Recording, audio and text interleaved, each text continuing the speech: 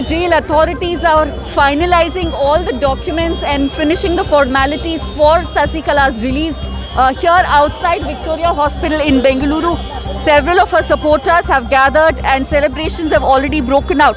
As you can see on your screen, they are distributing sweets, and a lot of them have in fact turned up without masks, and of course social distancing has completely gone out of the window.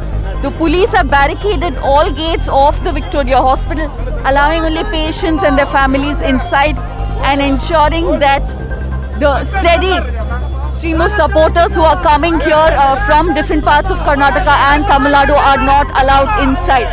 Possibly once the COVID negative certificate comes, they will take her back to Tamil Nadu in a grand procession, which could of course be a political statement as well.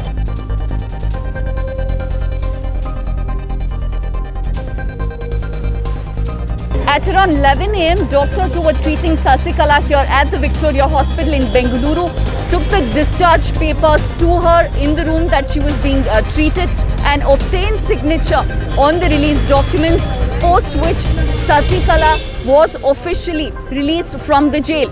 But the way to go back to Chennai will have to be a little longer, because the authorities here at the Victoria Hospital say that the family as well as Sasikala have taken a decision to continue her treatment here for at least another 4 to 5 days, obtain the negative COVID certificate, and then make her way back to Chennai.